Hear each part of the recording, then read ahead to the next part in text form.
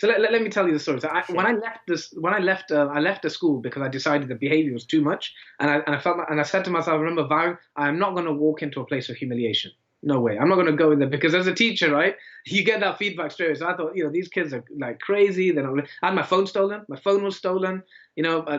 Children like big teenagers threatening violence. It was quite a tough situation. So I thought, no, forget this.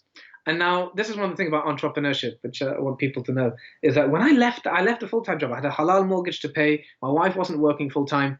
But when I left that job, I felt such a release of energy. I was so happy. It was like being released from prison, right? That, there was no way I wasn't going to earn money. I started tutoring. I started finding supply. I started finding these little, all these different marketing, just opportunities came. I was so happy. I would just apply all day. And, as long as you're proactive, as long as you're motivated, as long as you don't sit and let the grass grow underneath your feet, opportunities will come to you.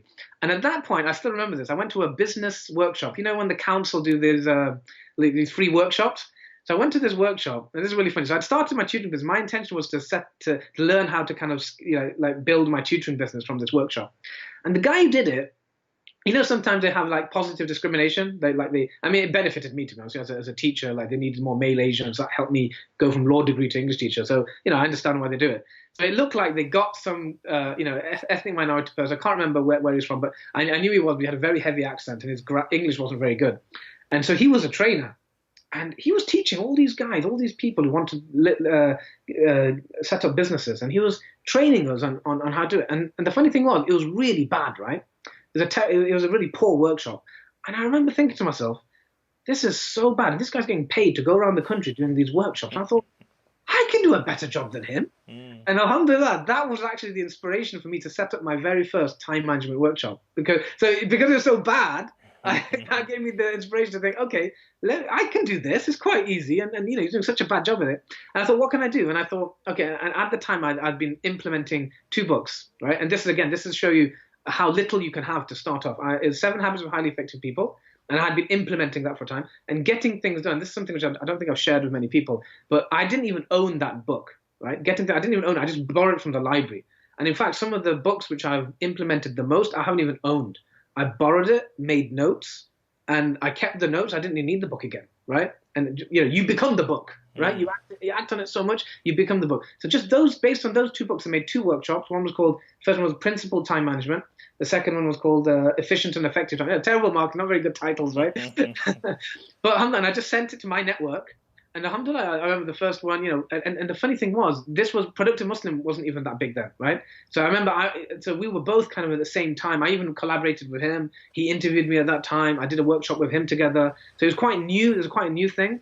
And alhamdulillah, people came, and even scholars came to that workshop. I was humbled, like my local imam, came, and even scholars came for coaching, and it all started then. But it was like a pet project. It was something I did on the side.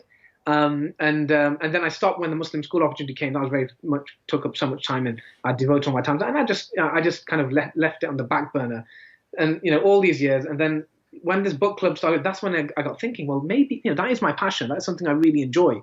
Maybe it's time to bring that back.